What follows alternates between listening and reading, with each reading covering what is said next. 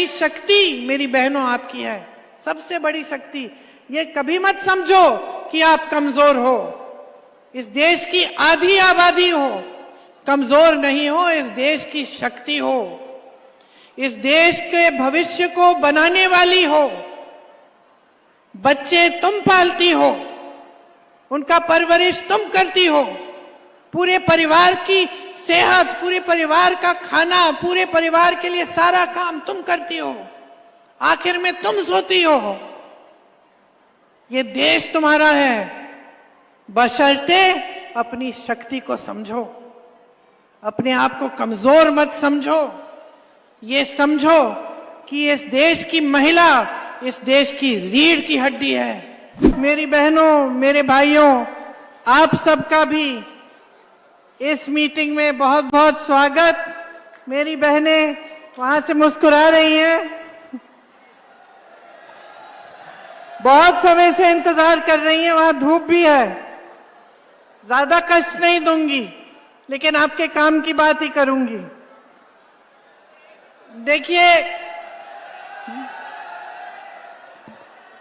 देखिए ये छत्रपति शिवाजी महाराज, महात्मा फूले जी, सावित्रीबाई फूले जी, साहू जी महाराज जी, बाबा साहेब अंबेडकर जी की धरती है, महान धरती है ये। बिरसा मुंडा जी की, टंटिया मामा, राघोजी भागरे, गुलाम महाराज जी की, उनके संघर्ष की, उनके सिद्धांतों की धरती है। इस धरती का एक बहुत गहरा महत्व है हमारे देश की संस्कृति में, हमारे देश की राजनीति में, और हमारे देश की, एक तरह से हमारे देश की आत्मा में। जो आज हमारा देश है, एक लोकतंत्र है, हमारा मजबूत संविधान है, इसकी नींव इन्हीं की सोच से डली है, इन्हीं के कार्यशैली से डली, और ये इस महान इतिहास से एक मार्गदर्शक धरती रही है महाराष्ट्र की। राजा विक्रमादित्य शाह गोंड जी, रानी दुर्गावती बाई जी, बापूराव शेडमाके जी, पूर्व सीएम मारोतराव कन्नमवार जी, श्री वसंतराव नायक जी, सुधाकर राव नायक जी, इन सब की कर्मभूमि है।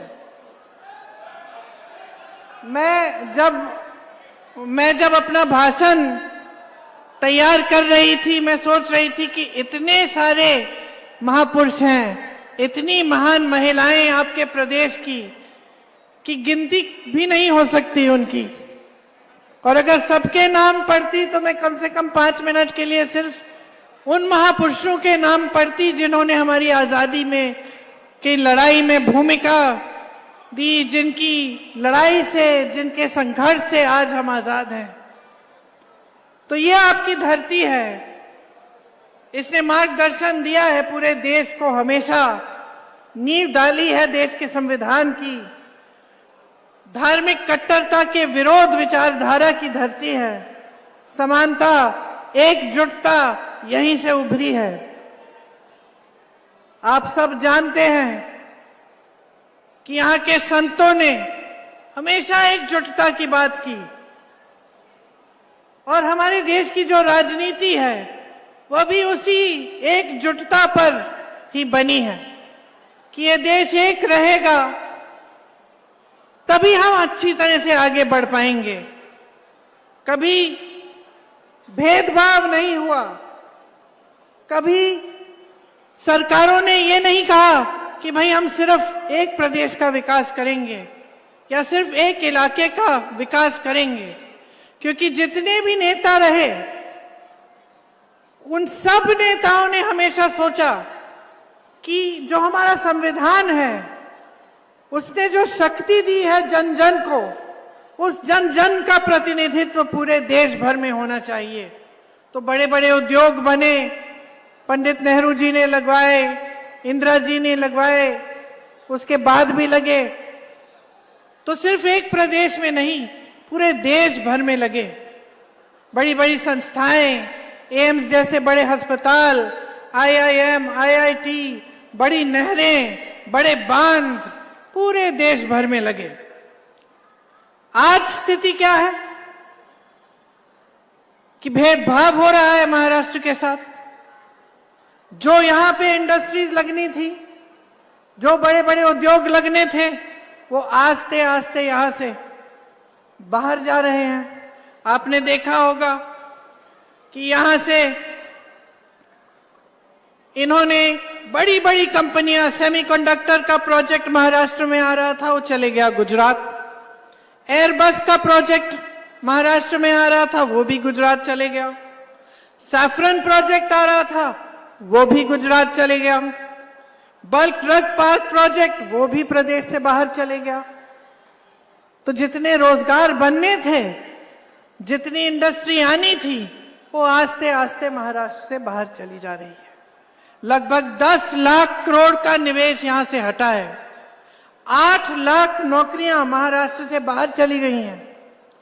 6000 से ज्यादा कंपनियां बंद हो चुकी हैं। ये आज महाराष्ट्र की स्थिति है। बड़े बड़े नेता आते हैं भाजपा के, शिवाजी महाराज जी का नाम लेते हैं, बातें बहुत बड़ी बड़ी करते हैं, साथ साथ शिवाजी महाराज जी का अपमान भी हो रहा है। उनकी प्रतिमा का शिलान्यास 7 साल पहले मोदी जी ने लगवाया। किसी ने पूछा क्या हुआ? वो प्रतिमा बनी ही नहीं। आस्ते आस्ते उसका काम बंद किया गया, उसका निर्माण ही बंद हो गया।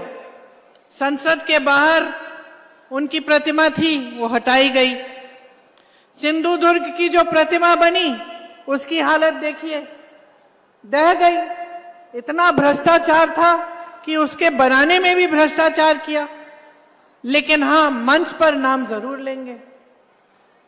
असली सम्मान नहीं है, इनकी बातों में गहराई नहीं है, सिर्फ नारेबाजी है। बड़े बड़े नारे देते हैं। एक है तो सेफ है। सेफ अंग्रेजी का शब्द है, इसके 2 मायने होते हैं अंग्रेजी में। एक तो होता है सेफ, जो सुरक्षित होता है। दूसरा होता है सेफ, जो तिजोरी होती है। और पूरा देश जानता है मोदी जी कि आपके राज में एक ही सेफ है, अडानी जी। और वही अडानी जी आपकी तिजोरी भी रखते हैं। इनके राज में ना किसान सुरक्षित है, ना मजदूर सुरक्षित है, ना मेरी बहनें सुरक्षित हैं, ना यहाँ के उद्योग सुरक्षित हैं।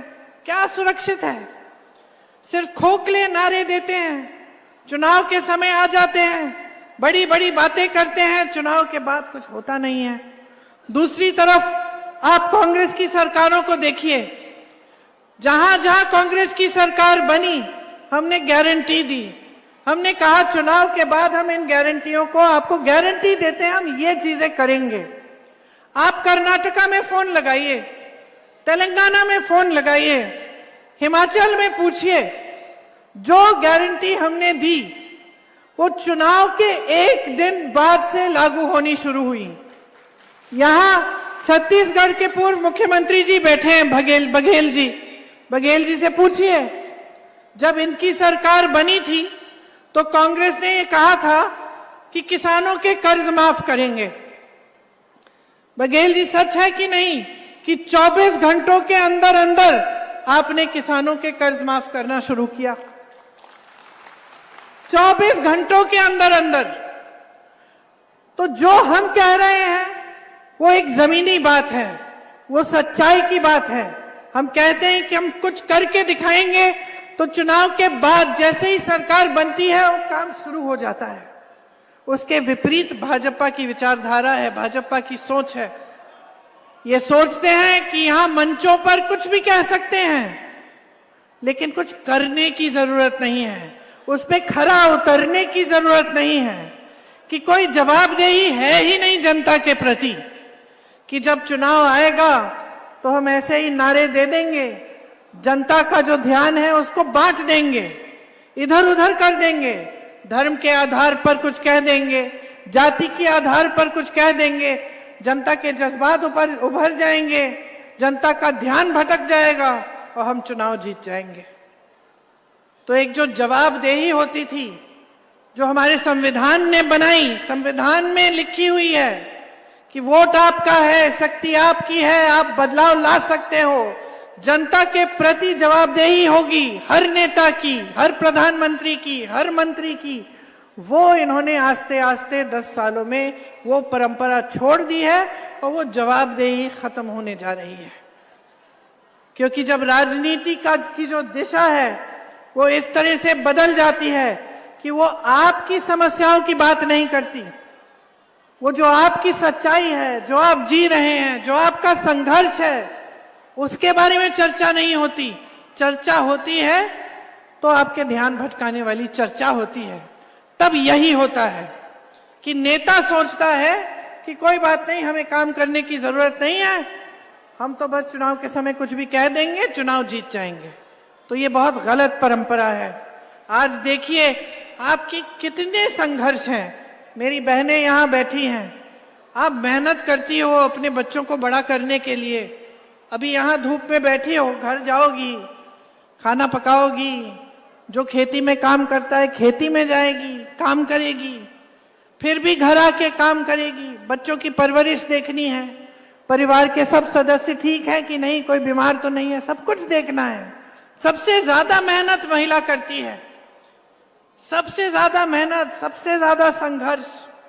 और देखो परेशानियां कितनी हैं आज, महंगाई कितनी बढ़ा दी है इन्होंने।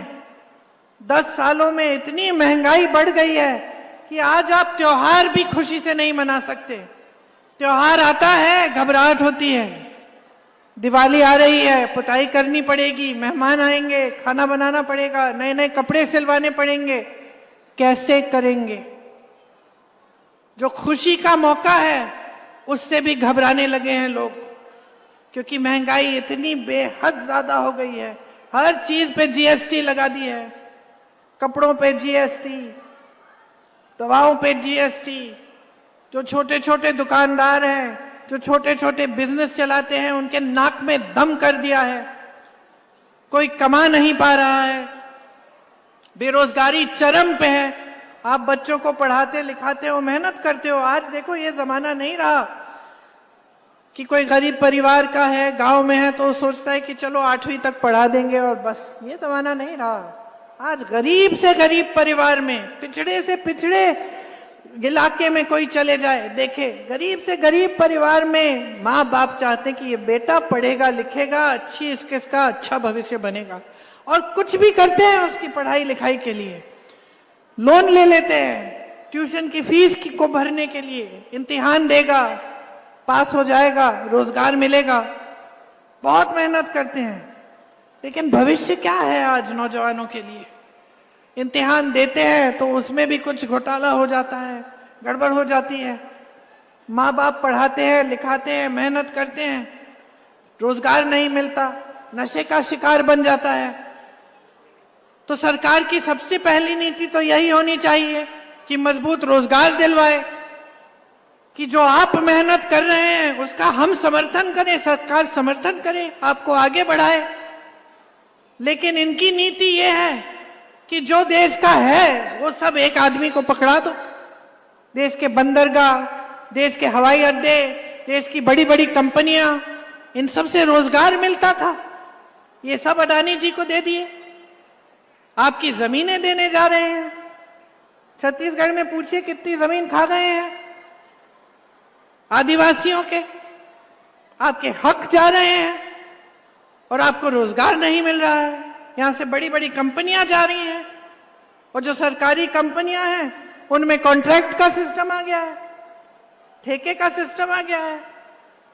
आज महाराष्ट्र में 2.5 लाख खाली पद हैं, और अगर मैं अभी कहूंगी कि हाथ उठाओ यहां कितने बेरोजगार नौजवान हैं, तो सारे हाथ उठ जाएंगे।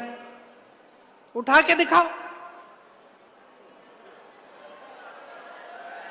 सारी जनता बेरोजगारी से जूझ रही है, पढ़े लिखे बच्चे, किसी को के पास रोजगार नहीं है, 2.5 लाख पद खाली पड़े, आपने भरे नहीं है।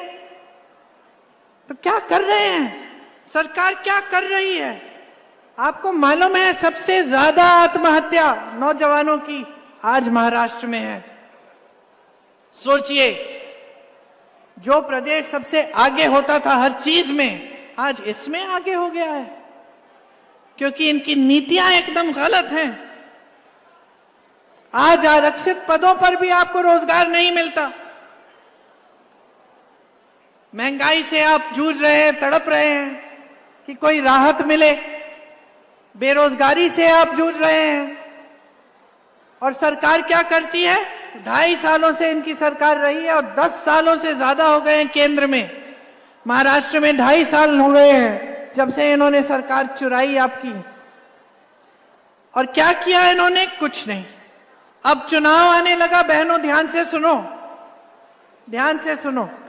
चुनाव आने लगा और 4 महीने पहले आपके लिए स्कीम निकाली है, लाडली स्कीम इनकी, जिससे आपको 1500 रुपए महीने दे रहे हैं। आप मुझे बताओ, 2.5 साल से इनकी सरकार रही है, 2.5 साल से कहां थे? आप जानती हैं, सोचिए, मान लीजिए किसी की बेटी की शादी किसी घर में हो गई और एक नालायक से शादी हो गई। उसने शादी कर ली, आपने शादी करा ली, और वो नालायक काम नहीं करता, बेटी की देखभाल नहीं करता, कमाता नहीं है, जाके जुआ खेलता है, पीता है, जो भी करता है। एक दिन आ गया कि वो घर आया, बड़े प्यार से बातें करने लग गया आपकी बेटी से, और अच्छी अच्छी बातें कर रहा है कि मैं ये खरीद के दूंगा, वो खरीद के दूंगा।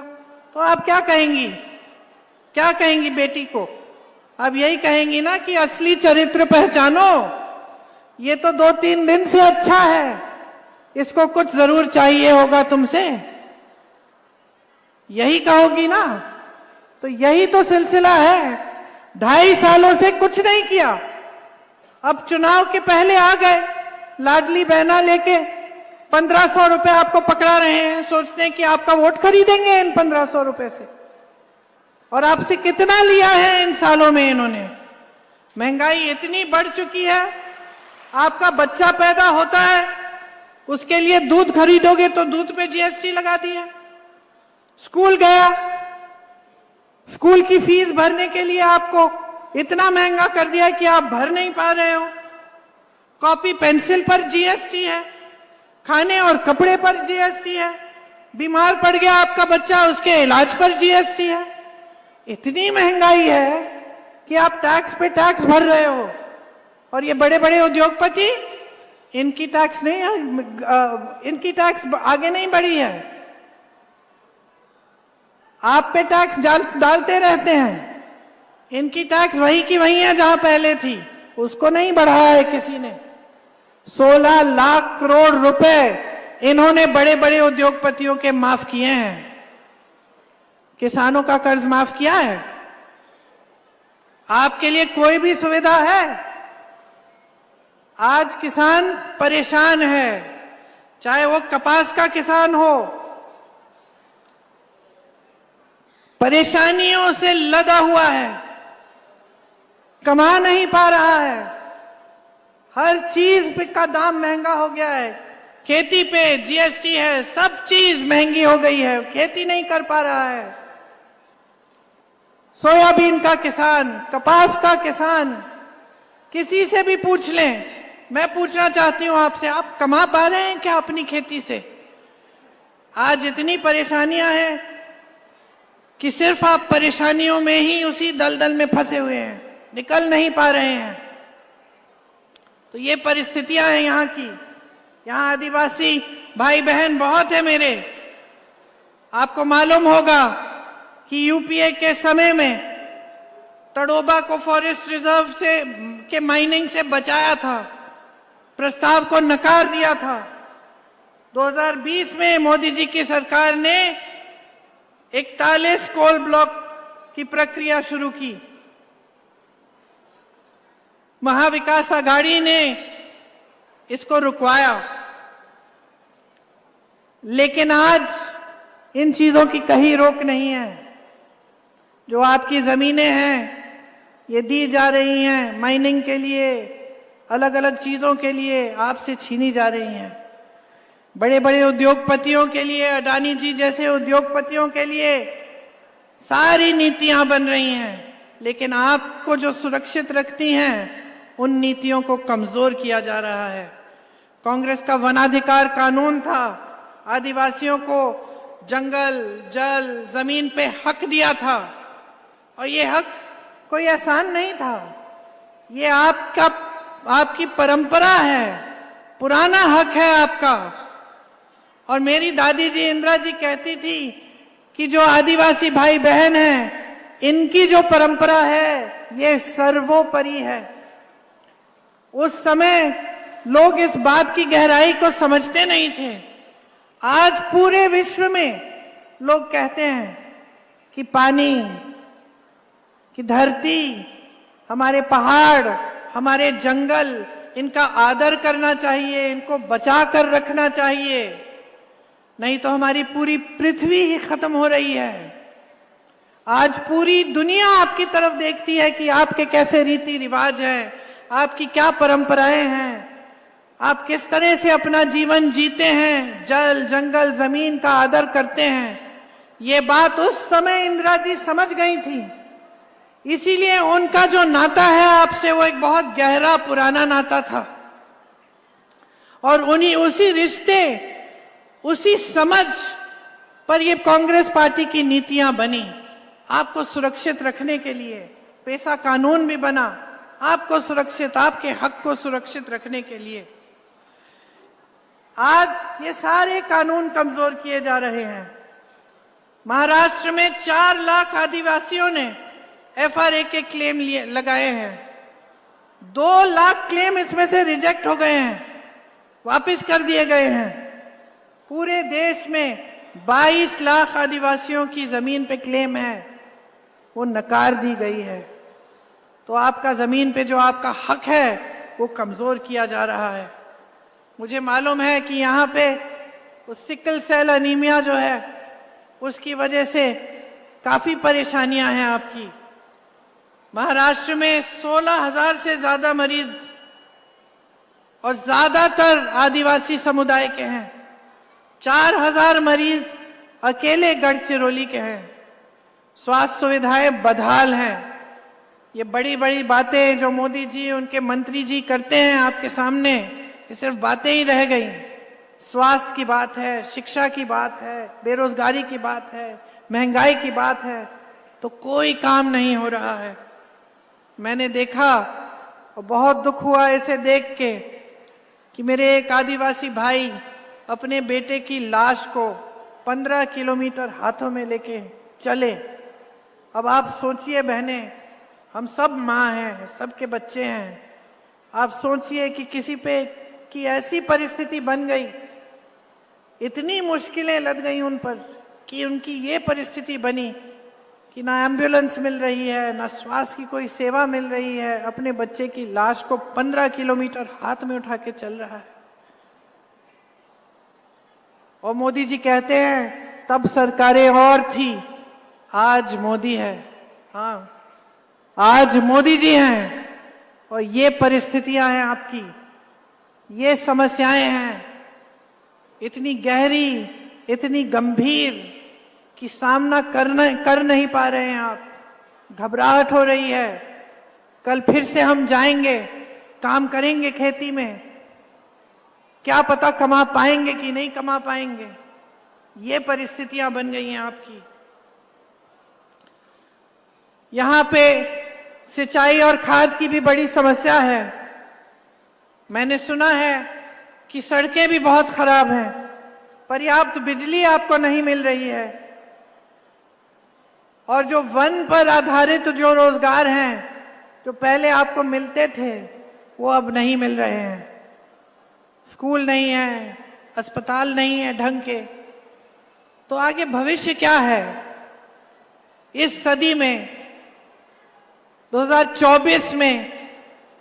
जबकि जैसे मैंने कहा, सब चाहते हैं कि अपने बच्चे बड़े हों, पढ़ें लिखें, उनका भविष्य मजबूत हो, लेकिन ये परिस्थितियां बनी हुई हैं आपकी। यहाँ के मेरे बंगाली भाई बहन जिनको 1971 में इंदिरा जी ने जिनका पुनर्वास कराया, आज उनकी भी बड़ी समस्याएं हैं और हम चाहते हैं कि आपकी भी समस्याएं पर ध्यान हो और अगर हमारी सरकार आए तो हम आप सबको मदद कर पाएं। मैंने किसानों का जिक्र किया था, आपको याद होगा कि कपास का रेट कितना होता था कांग्रेस के समय में, 8,000 रुपए मिलते थे, अभी 6,000 रुपए हैं। कपास का आयात करके आपके कपास का दाम घटाया है। ये हैं इनकी नीतियां। 10 सालों से सोयाबीन का रेट का जो दाम है वो बढ़ा नहीं है। कांग्रेस के समय में 7,000 8,000 रुपए होता था, आज 4,100 रुपए है। तो आप ही सोचिए कि आगे बढ़ने के बजाय आप पीछे हट रहे हैं। किसानों की कमाई बढ़नी चाहिए समय के साथ, वो घटती चली जा रही है। प्याज का निर्यात बैन कर दिया, बैन हटाया क्योंकि आप लोगों ने कहा कि ये ठीक नहीं है, बैन हटाया, एक्सपोर्ट ड्यूटी लगा दी, 50 लाख टन फसल बर्बाद हुआ।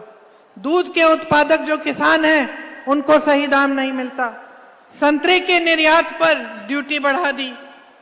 खेती का सामान सब महंगा हो गया है, आज हर चीज पे जीएसटी है।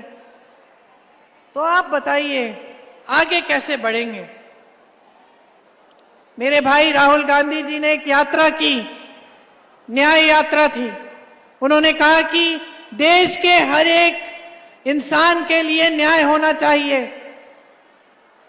कश्मीर से कन्याकुमारी से कश्मीर तक यात्रा की, मणिपुर से मुंबई तक यात्रा की और यही कहते गए कि हमें न्याय दिलवाना है जनता को, कि जाति जनगणना होनी चाहिए जिससे देश में पता चले कि सबकी क्या संख्या है और आरक्षण सही ढंग से दिए जाए। उन्होंने कहा कि आरक्षण पर जो 50% सीमा है वो हटनी चाहिए। हर रोज कह रहे हैं, देश के एक कोने से दूसरे कोने तक यात्रा करते हैं इसको कहने के लिए। और मोदी जी क्या कहते हैं? कहते हैं कि राहुल जी आरक्षण के खिलाफ हैं। आप सोचिए कितना बड़ा झूठ कह देते हैं आपके सामने। सोचते हैं कि आप देख नहीं रहे हैं कि कौन लड़ रहा है इस आरक्षण की 50% सीमा हटाने के लिए, कौन लड़ रहा है जाति जनगणना के लिए। मैं मोदी जी को चुनौती देती हूं कि मंच पे खड़े होकर एक बार कह दें कि जाति जनगणना करेंगे। एक बार कह दें कि ये जो 50% की सीमा है आरक्षण की वो हटा देंगे। हिम्मत करें। मेरे भाई का एक मंत्र है, डरो मत। मोदी जी डरिए मत, हिम्मत करिए, कह दीजिए कि आपकी सच्चाई क्या है, कि आप डरते हैं इस बात से कि आपने देखा कि जाति जनगणना के लिए कितना समर्थन था इस देश में कि आप चुनाव हारते हारते निकल आए, डर गए, इसीलिए आज आप ये बातें कर रहे हैं। वरना 10 सालों में आपने क्या किया है इसके बारे में देखिए। बहनों और भाइयों, बहुत समय हो गया है कि ये जो झूठी राजनीति है इसकी परंपरा चल रही है देश में। 11 सालों से आप देख रहे हैं, लगभग 11 साल होने वाले हैं, और 2.5 सालों से आपने यहां महाराष्ट्र में देखा, जो अपने आप को कहते हैं कि वो पाक हैं, कि भ्रष्ट नहीं है और सारी दुनिया भ्रष्ट है। उन्होंने क्या किया? उन्होंने आपकी बनी बनाई सरकार चुराई। आपने सरकार चुनी थी, अपने वोट की शक्ति से सरकार बनी थी, और मोदी जी और उनके लोगों ने घूस दे देकर, हजारों करोड़ रुपए दे देकर वो सरकार हटाई, सरकार बदली और एक नई सरकार बनाई। और आज सारी बातें बाहर निकल रही हैं कि उन चर्चाओं में भी अडानी जी बैठे थे। तो ये सरकारें बन किस लिए रही हैं? ये आपकी भलाई के लिए बन रही हैं कि इनके बिजनेस की भलाई के लिए बन रहे हैं? ये आपकी भलाई और आपके भविष्य के लिए बन रही हैं या खुद ये नेता अपने भविष्य को सुरक्षित रखने के लिए, सत्ता अपने हाथों में रखने के लिए, अपनी कुर्सियों के लिए बना रहे हैं। गहराई से सोचिए। आज एक चुनाव फिर से आपके सामने है और मैं सिर्फ आपको एक चीज कहना चाहती हूं, खास तौर से अपनी बहनों को, कि देखो, अपने बारे में सोचो। नेता आपके सामने आएगा, मंच पे कुछ भी कह देगा। आजकल जमाना ये है कि ये जो मीडिया है हमारे सामने, इनको भी खरीदा जा सकता है। बड़े बड़े उद्योगपतियों की मीडिया है, आपको कुछ भी कहा जा सकता है। आप सिर्फ बातों के भरोसे मत चलिए। ये चुनाव आपकी जरूरतों पे लड़ा जाना चाहिए। आपकी क्या परिस्थिति है? इनकी सरकार इतनी समय से है, क्या आपको पानी के लिए संघर्ष करना पड़ता है कि पानी मिल जाता है? क्या बिजली आ रही है आपके घर में? क्या कमाई हो रही है? क्या बेरोजगारी कम हो रही है? क्या महंगाई कम हो रही है? ये है असली सवाल। असली सवाल ये है कि आप इस देश की जनता हो, आपके जीवन में तरक्की आ रही है कि नहीं। ये एक सवाल है बस, इसके बारे में सोचो। अर्जुन की तरह अपना ध्यान एकदम एक चीज पे रखो, वो है आपका भविष्य, आपके बच्चों का भविष्य और आपकी जिंदगी, आपका जीवन। क्योंकि मोदी जी के मंत्री, जो यहाँ के मुख्यमंत्री हैं, वो सब अपनी ही दुनिया में रहते हैं। वो कभी जनता से मिलते जुलते नहीं है, कट गए हैं जनता से। उनको पता भी नहीं है कि आपके संघर्ष क्या है। वो तो सिर्फ मंच पे आके अच्छे अच्छे भाषण देके, नए नए नारे देके चले जाते हैं। जीवन तो आप जी रही हैं, आप जी रहे हो। खेती में रोज काम करते हो, कमा नहीं पा रहे हो। घर जाती हो, बच्चे को खाना खिला नहीं पा रही हो, भूखी सोती हो, क्योंकि देखती हो कि सबने खाना खा लिया है, चलो मैं छोड़ दूंगी, मैं कल खा लूंगी। ये परिस्थिति नहीं होनी चाहिए आपकी। इसीलिए अगर आप अपने लिए नहीं लड़ेंगे, अगर आप अपने वोट की शक्ति को नहीं पहचानेंगे, अगर आप खड़े नहीं होंगे और आप नहीं कहेंगे कि बहुत हो गया, हमें बदलाव चाहिए, हमें एक नई सरकार चाहिए जिसे कोई खरीद ना पाए, जो हमारे लिए काम करे, जो हमारी जरूरतों को पूरी करे, जो हमारी समस्याओं का हल करे, तभी बदलाव आएगा। और सबसे बड़ी शक्ति मेरी बहनों आपकी है, सबसे बड़ी शक्ति। ये कभी मत समझो कि आप कमजोर हो। इस देश की आधी आबादी हो, कमजोर नहीं हो, इस देश की शक्ति हो, इस देश के भविष्य को बनाने वाली हो। बच्चे तुम पालती हो, उनका परवरिश तुम करती हो, पूरे परिवार की सेहत, पूरे परिवार का खाना, पूरे परिवार के लिए सारा काम तुम करती हो, आखिर में तुम सोती हो। ये देश तुम्हारा है, बशर्ते अपनी शक्ति को समझो, अपने आप को कमजोर मत समझो। ये समझो कि इस देश की महिला इस देश की रीढ़ की हड्डी है। जिस दिन खड़ी हो जाओगी और किसी के बहकावे में नहीं आओगी, जिस दिन कोई आपको बोले कि चुनाव के पहले लो 1500 रुपए दो, और उसके बहकावे में नहीं आओगी और उसके आधार पर वोट नहीं डालोगे, लेकिन अपने आधार पर वोट डालोगे कि अपना जीवन क्या है, कि अपने बच्चों की क्या परिस्थिति है, उस दिन से आपके जीवन में बदलाव आएगा। हमारी कुछ गारंटियां हैं महाविकास आघाड़ी की। उसमें हम कह रहे हैं कि हर महीने महिलाओं को 3000 रुपए देंगे, लेकिन हम चुनाव के आधार पर नहीं कह रहे हैं, हम आपके प्रति सम्मान के आधार पर कह रहे हैं। हम जानते हैं कि समाज का बोझ आप उठाती हो अपने कंधों पर, हम जानते हैं। इसीलिए हम कह रहे हैं कि 1500 काफी नहीं है, 3000 रुपए आपको मिलने चाहिए, और आपके पास छोटी सी अपनी रकम होनी चाहिए, जो जब आप खर्चना चाहें, जब आपको जरूरत पड़े, आपके हाथों में हो। और ये काम सरकार बनने के अगले दिन से शुरू होगा।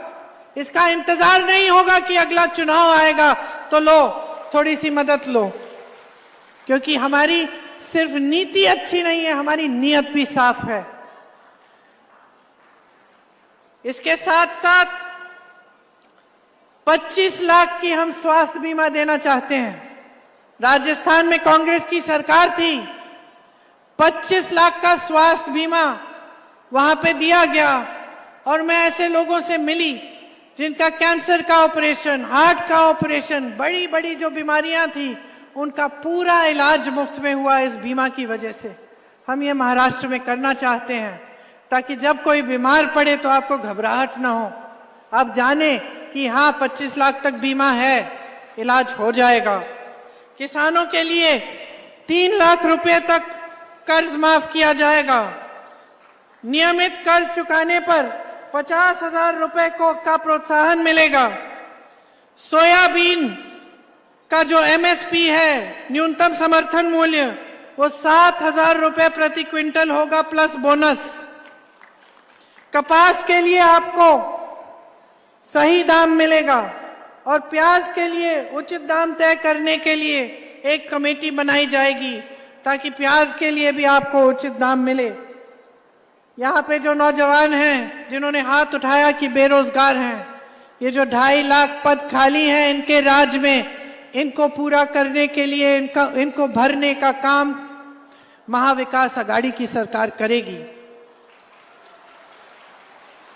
जो नौजवान बेरोजगार हैं उन्हें 4,000 रुपए प्रति माह बेरोजगारी भत्ता भी मिलेगा ताकि जब तक नौकरी न मिल जाए तब तक कुछ सहूलियत हो, कुछ सहायता मिले।